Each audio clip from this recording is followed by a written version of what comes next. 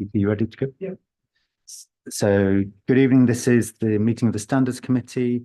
So this is the 26th of March, 2024.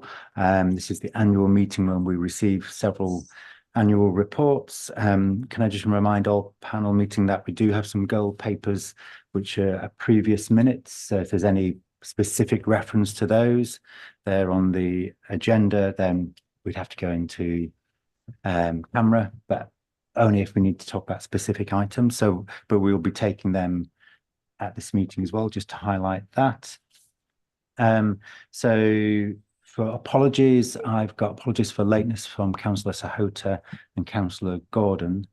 Councillor Blacker is online and Councillor Newstub, I believe, will be joining us online shortly as well.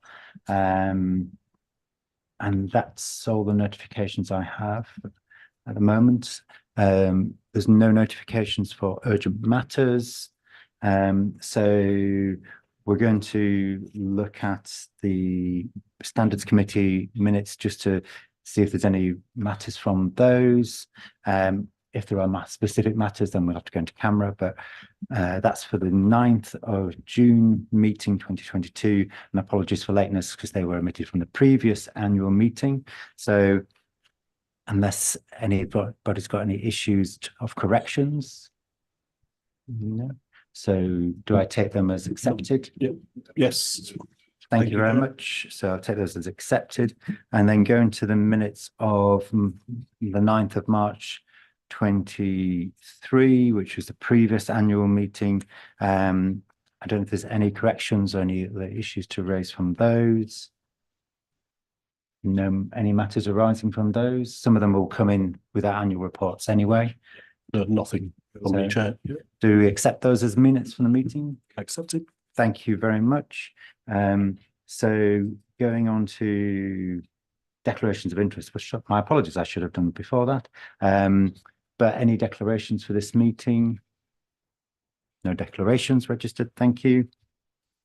And we've done the minutes as through records. So the first paper is the overview of the Council's Freedom of Information performance. So Lorraine Cox is here to talk through the paper there. So Lorraine, I'll hand over to you to introduce the paper. Thank you. Thank you, Councillor Driscoll. Good evening, everybody. So this is the report for 2023 for Freedom of Information. It's a fairly stable year. In terms of requests received, we received 134 more than the previous year, which doesn't sound that many, but it's still 11 a month for service areas to have to find resources for. I'm pleased to say that our overall compliance was up 10% to 89%, which was good.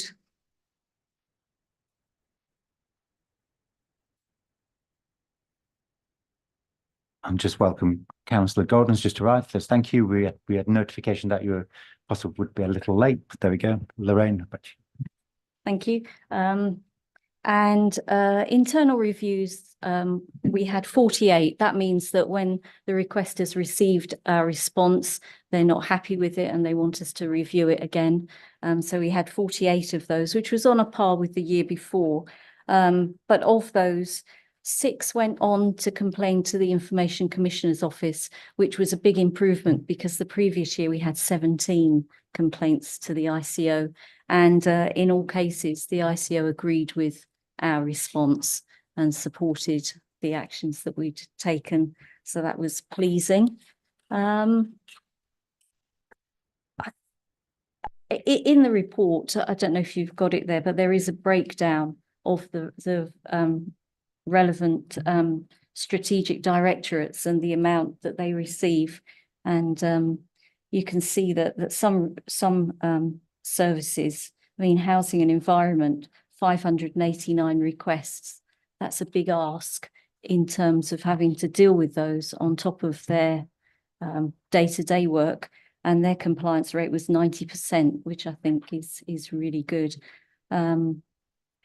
As I always say, I'm here representing the organisation, really. These figures aren't me, they're the organisation's compliance. And since last year, we've got, I think all the strategic directors are new. They're all really on board with their responsibilities with freedom of information, and it's plain sailing at the moment. That's it. Thank you, Lorraine. Can I open up for any comments or questions?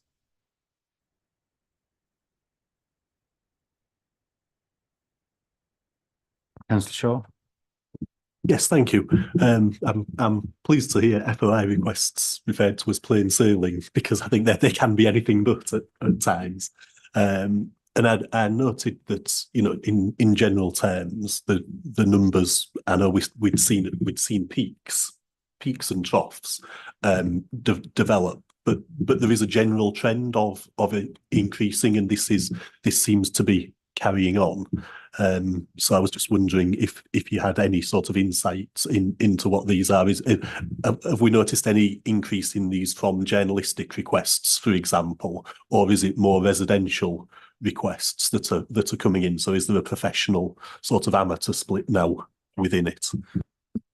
Well, we don't always know who the requester is, and sometimes the email address will be from a journalist from the BBC or ITN, so that's clear.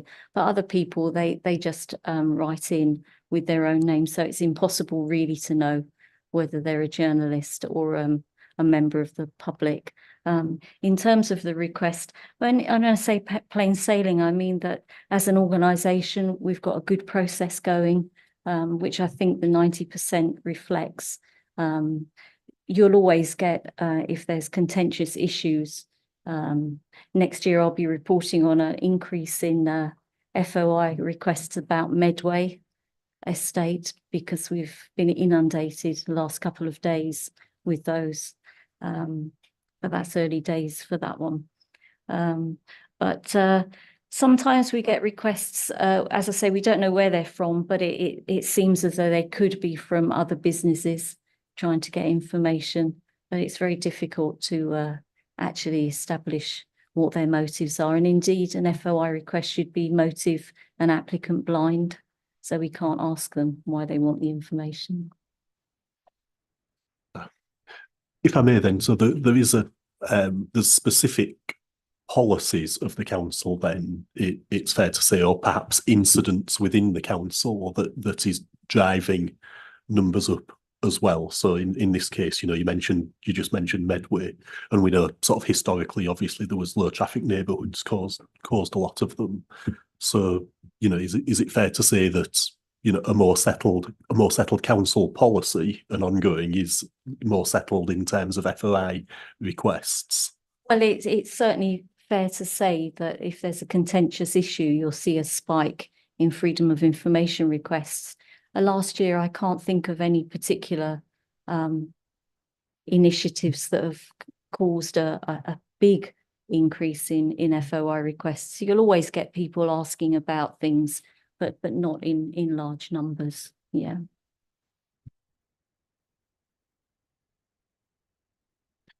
Councillor Sharma? Don't forget your mic. Yeah. Okay, thank you. Hello, Lorraine. I was just wondering, as we become more digital and GDPR becomes more of an issue, I don't know what the current situation is with regards to protection of information and confidentiality. I just wondered, as we move forward and become more digital, what kind of things are we putting into place to protect people's information, residents' information, and so forth? Do you mean from an FOI response perspective? Yes, and also just generally, you know, as we become more digital, Yeah. the information, it may go into the cloud or wherever, and then, you know, there's confidential issues and sensitive information, and it's something that we need to be aware of for the future, really. Yeah, absolutely. And I deal with data protection as well, so that's a very key point for me. In terms of freedom of information, in terms of the information we don't provide personal information as part of that response. There's an exemption that allows us not to give that. in terms of sending the information, we send it by email. So obviously there's a responsibility on officers to make sure they're sending it to the right person. But the other thing about freedom of information is that the response is deemed to be to the world at large, not just to the person that you've sent it back to. So that's why you get, some of the reports in the media, they say it's taken from a freedom of information request. It's because it's deemed to be to everybody. So, yeah. I'm just thinking about the FOIs and the number of requests, because there is a vast amount of information about the council's services and functions and performance as part of our cabinet committees and other committees' considerations. However, it's not particularly accessible or mineable. You have to know the agenda, where it is. You have to sift through. It's not readily searchable. I mean, I don't know if some of the freedom of information requests would be answerable with a more readily searchable database of committee papers. I don't expect you to have that, but I wondered if that's ever as considered as some sort of option to allow another avenue of easier, more open access. Absolutely. There is an exemption if the information is publicly available and we can point somebody in that direction. But I accept your point that some of the information they're asking is hidden within agendas and minutes. But our colleagues in Democratic Services are very helpful, and they will point us to a link to the relevant information. And so we advise the requester of that. Yeah. And would that still come under an FOI? It would still come under FOI, even though the document would be publicly available. It just has to be signposted, but it still take that FOI box. Absolutely, because an FOI is for any recorded information, and that would include any sort of committee meeting minutes, etc. But that's why the exemption's there, so that we don't have to go through and provide it. We can just point the requester in the right direction for that. Yeah. Any other comments and things? Yeah. Any other councillors? Yeah. But I mean, I think seeing that improvement in response rates, and even with the more complicated, like multi-service response rates, which is like the mixed use, which is probably disentangling that in request across a multiplicity of service providers. It's still, I think, well up in getting to the 90s and still showing sign of improvement. So I think there's, quite a positive outcome on this report. It's moved in the right direction. So I think there's lots of good news there that should be recognised. So thank you very much. Thank you, Councillor Driscoll. Yes. Sorry, Chair, I'd just come in and sort of echo those thoughts that, having sat on this committee for a number of years, we have seen the improvements that are happening, and I think it's really, really good, and that the processes are now in place and robust. So that's really good, and it's worth acknowledging, I think. So thank you very much. So if I move to accept the report and note it, so thank you very much. So thank you for your time. Thank you.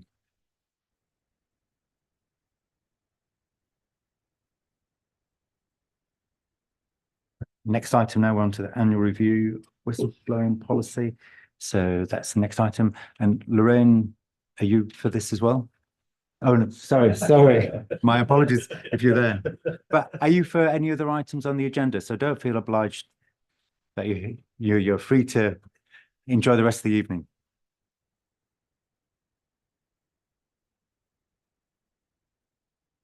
Must confess, Chair, I only realised that this was me presenting it a few minutes ago, and I realised that Lorraine was the only other officer there. So yes, Chair, the report is fairly self-explanatory. The specific data for this year is really contained in paragraphs 3.12 through to 3.14, I would suggest. Whistleblowing in a high performing and well governed organization should be something that is there and everyone knows is there, but shouldn't be, you know, hugely used facility. And in my view, I think a lot of people, you know, whistleblowing is probably much greater than is reflected here. But in most cases, it's done by employees directly to their manager, for example. You know, need to draw this to your attention, I'm a bit worried about that. And so you probably don't even think about it as you don't even classify it as whistleblowing. It's just good management with a manager who's doing their job. And sometimes, you know, if it's a junior manager, the person might go to the senior manager, and that happens, and it's not recorded as a whistleblow. But strictly speaking, you could say that it does count as that. So low figures, but I said in my view, you know, I don't think that's a bad thing. In fact, actually, some councillors may have been part of something that strictly speaking might be whistleblowing. If someone draws, you know, a contractor or an employee draws something to your attention, you flag it up to the senior manager, that strictly speaking would be a whistleblowing event. The events that are recorded in this report are the ones that come either via myself or by the Assistant and Director of Audit and Investigation, because we are the two officers who maintain the systems. But in most cases, you know, we receive something and then would pass it on to the service. So for example, if I receive something, a whistleblower about building control, I haven't, but if I did, I wouldn't know. Yeah, I don't know much about building control. It would be something that would almost certainly have to be dealt with by the management overseeing that team, and occasionally the Assistant Director of Audit Investigation will be commissioned, will commission someone from his team to actually do an in-depth investigation. But in most cases, it's the service themselves that will resolve the issue. So thank you, Helen, there for the introduction. We've got a sort of general outline of the policy and the process here and the key pointers. So any comments or questions from here on the paper? Councillor Sharma, would you use your... Yes, I agree with what you're saying, Helen. I think because we have good communication, I think there's generally open, transparent communication, and whistleblowing is almost like a last resort in a way. So quite often we have low figures because things get resolved and don't reach that stage. So I'm in agreement with what you're saying. Thank you. Councillor Gordon. Thank you, Chair. Helen, do you think from the 3 cases which are mentioned in the report, do you get a sense that the whistleblowing policy and processes and mechanisms satisfied the whistleblowers? You know, was it a comfortable, safe, and then in the end effective process for them? Do you can you get a sense of that without going into individual cases? Well, Chair, it's a little difficult to know, because in most cases the whistleblower isn't entitled to know the outcome of they don't have an automatic right. Quite often it's a sort of, you know, I want somebody's head, they've done this, that, and the other, and if there is a lot of the time it's actually, you know, you've got it wrong. But sometimes if there were to be say a disciplinary hearing or something like that, the outcome would not be, it's not something that is disclosable, you know, more widely. And some whistleblowing is anonymous, which means you couldn't disclose it if you wanted to.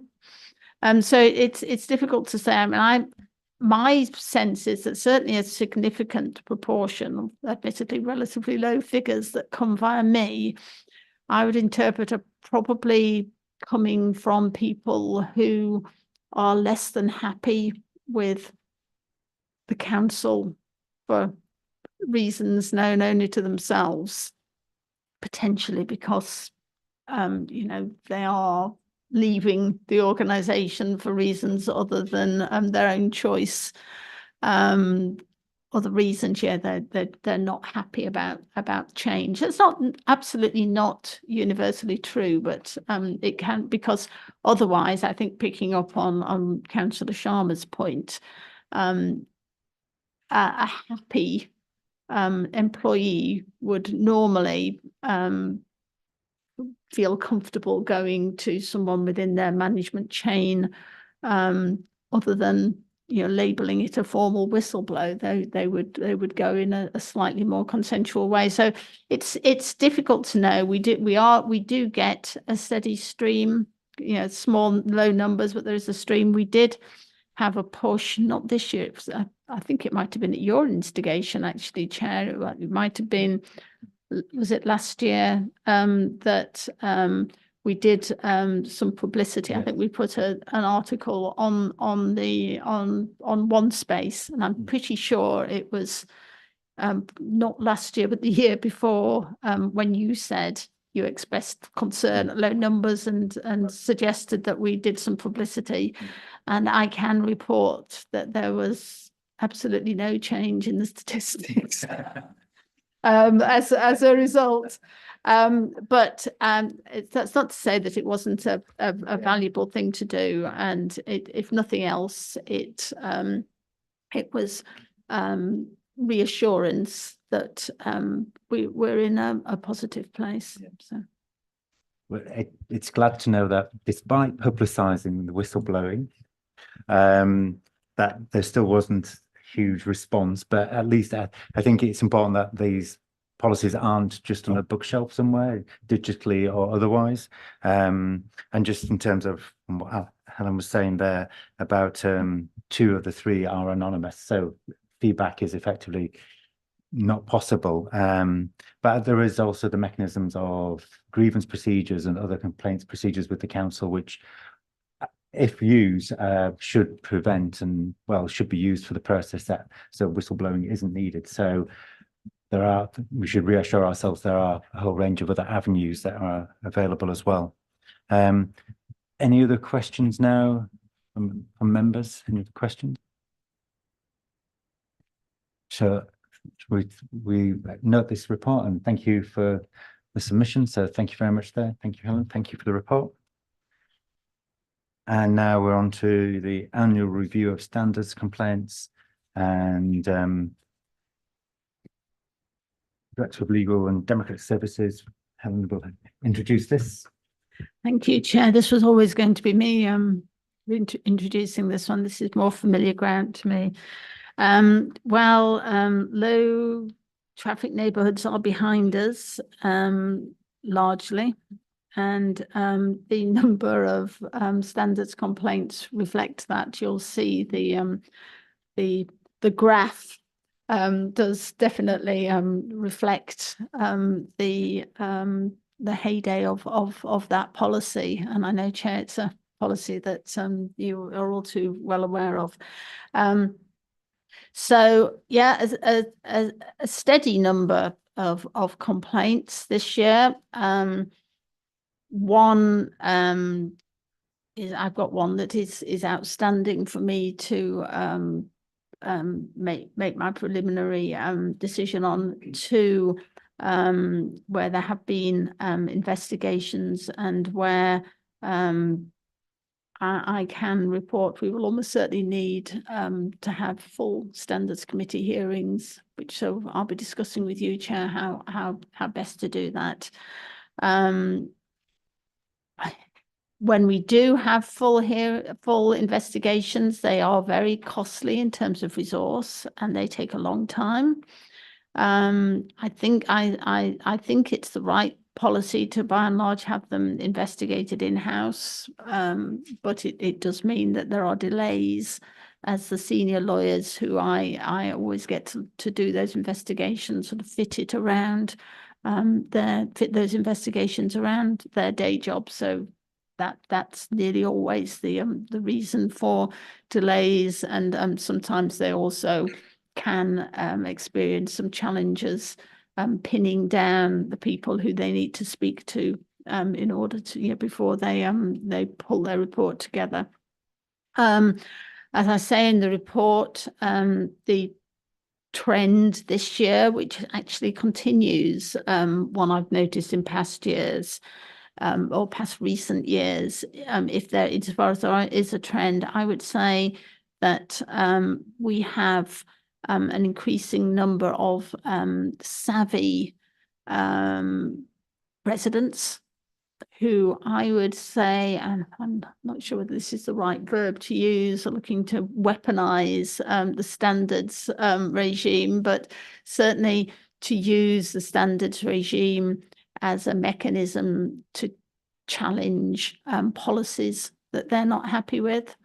So that's why the opposition parties will almost certainly only very, very rarely recognise the anonymised accounts here, because by and large they are, certainly the policy ones are focused on more prominent councillors who are our figurehead policy folk in relation to particular council initiatives.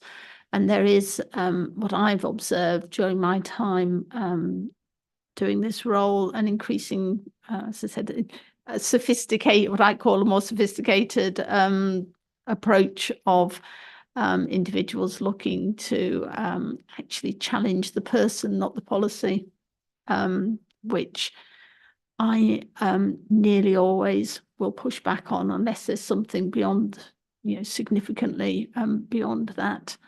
Yeah, and we've got two whips here who party whips who can share their experience of that. But beyond that, I'm happy to take any questions, Chair. Thank you, Helen. Can I open up for questions? So any contributions or comments? And Councillor Shaw. Yeah, thanks, Chair. Just as a general comment, just in terms of process that you mentioned, I think that the system does work well and is independent. I know it does throw further onus onto officers on top of what they're doing, but in conjunction, when you see the reports as the director responsible, and then in conjunction with the independent people, Ms. Sal and Ms. Quayle as well, then I think we can have we can give credence that actually it is an independent process into the complaints of councillors. We're not sort of sitting judging ourselves amongst our friends, and then officers themselves are not councillors quite clearly, and so that is another sort of completely independent line. And of course there would be huge cost implications into it going sort of outside the organisation as well, which I for one don't think are necessary at this point. I mean, it could be, there could be a case, I don't know what it is, but hypothetically perhaps there could be a case that was so complex or so involved that it could be recommended on a one-by-one basis that outside assistance was sought, perhaps. But certainly it hasn't been the case for a number of years, and hopefully long may it continue that way. Yes, Chair. First of all, I just apologise for my omission. Many thanks to our two wonderful independent people who have whose sage and impartial advice I've very much welcomed. I consult them on all the complaints received, and as I said, their wisdom has been very valuable to me. So we're fortunate to have two such able independent people. Secondly, on the point that Councillor Shaw made about the independence of investigators, what I can say is that I typically ask, we don't have many investigations, honestly, but I typically ask senior lawyers within the legal team, but almost always lawyers who have next to no interaction directly with members, and certainly not with the members. I wouldn't ask somebody who had any sort of interaction with the member who was the subject of a complaint they were writing a report on. It's a good development tool as well for our upcoming talented lawyers. You know, it gives them an insight into how our members work. So it's something that, you know, I support. Obviously I do because I commission it, but I would recommend to you that we keep that approach. We have in the past very occasionally used externals, as Councillor Shaw said, you know, where something were particularly complex or particularly controversial, then I would, there are sometimes occasions when it would not be appropriate or fair actually to ask an in-house officer to carry out an investigation. But it's some years since I've had to look outside our officer corps for that sort of support. Just on the point about the independent members, I mean, it's probably difficult to get a sense of, if you're giving feedback to a complainant, that it's not just in-house, that there is another voice and another review. I don't know if you get a sense of how people, I mean, maybe you're right, there isn't that process of back and forth dialogue, but I don't know if there's ever any sense that that's a bit more reassurance. I've never had a complainant say to me, "Oh, that's really good, I'm reassured." Particularly bearing in mind that vast majority of complaints I reject at the first hurdle. But I do always, part of my standard response to complainants is when I receive a complaint, I acknowledge receipt of it. I explain that I will now send a copy to the member concerned and to their party whip, and that I will send a copy of it to the council's two independent standard people and seek their views. And what I don't do is then report back. And in fact, I don't say in my decision, I don't say whether or not the independent people agreed with my assessment. They nearly always do. They don't always agree. But I actually don't think it's fair on our independent people to say she agreed, she didn't, etc. But it's very valuable to me, and I do usually say in the annual report whether or not they agreed. Right, thanks. Councillor Gallant. Thank you very much, Chair. For someone, I'm relatively new on the committee. Thank you, Helen. Quick question: when you get a report, I think you just answered this actually. Do you immediately make the member aware and their party aware? Is that the immediate process? So there's never any. They're immediately aware that complaint has been issued. Yeah. I say immediately, but there is sometimes a bit of a delay while I make time to do it.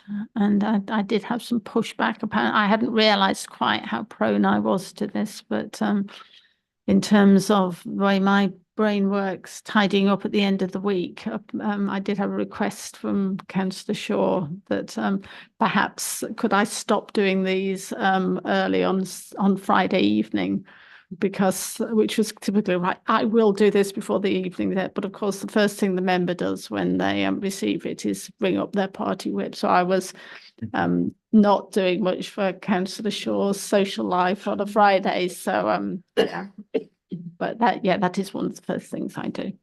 I try to be prompt. Maybe I suggested a scheduled email.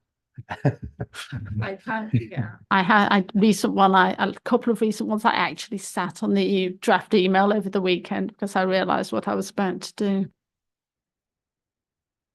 Councillor Shaw.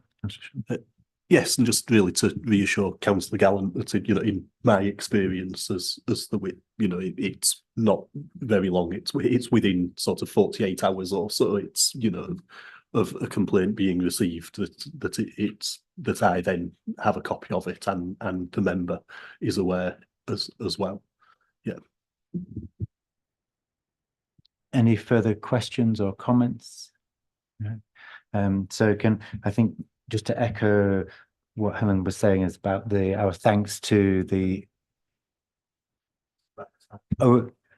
Councillor Blacker, was your hand up? It was. Sorry, Chair, sorry. But if you want to move on, that's fine. No, you come in. No, it was just on the complaints that focus around policy or lack of engagement on casework. I think it was complaint 4 on the table. It does sound like they're ones that, as you say, Helen, don't normally constitute a breach of the code of conduct. To what extent, because you're still consulting the independent people, you're still going through a process and doing work and taking up time and responding to them, do you perhaps gently suggest that this is unlikely to result in any action or further investigation, and politely invite the potential complainant to withdraw, because we're creating work for you by not pushing back? And I don't know if there's more that we can do to say this is not likely to go forward, and please drop it before wasting further time. Thank you, Chair. 2 issues there. First of all, delay to respond, speed of response or complete lack of response, and policy. The speed of response points, I have tested that out, and there are nearly always 1 or 2 on that. And my favourite was, I think there was one last year where the person sent the councillor something on about 11 p.m. on a Friday evening, and wrote to me on Sunday morning to complain that the councillor hadn't replied to them. But there are actually much more, where much longer periods of delay. But in my view, in fact, it was established some time ago that delay is not best practice, but it's not a breach of the code. So, but I wouldn't tell somebody not to complain because their councillor was delaying. In fact, I think it's quite important to let councillors and their party whips know that they're delaying occasionally. I'm not aware of any problems at the moment, but I have been aware of councillors who have of Ealing councillors past who have been particularly poor at responding to casework. As I said, nobody in that category is currently a councillor, so or at least I haven't become aware of it. So I think that it is important actually to accept those complaints, but in my response, in my decision, I always say it's an example of less than ideal behaviour, but not, because I think it's important that the complainant hears that. I have from time to time commented on if I feel, as I said, like the Friday night complaint, and the councillor hadn't responded. I did say, that actually that was, I did pass a comment on that. Regarding policy, yes.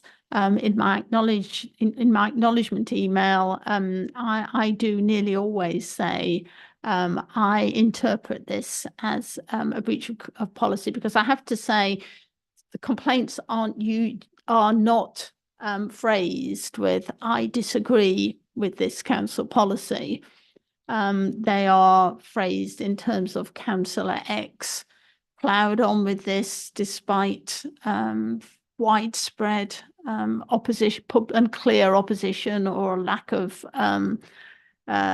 consultation or whatever. So it's yeah, as I said, it's rarely, and most sort of complainants coming in with that sort of complaint doesn't usually phrase it. Is usually smart enough to know not to phrase it as a straightforward, I don't like the policy.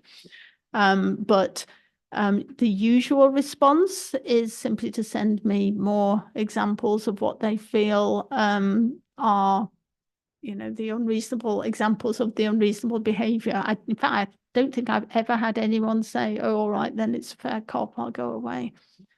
That's if someone has reached that point, they're out to get us, or and I say us because I see that as an attack on council policy rather than the person, and they're not usually or they've never in my experience been deterred by me suggesting that they're unlikely to succeed.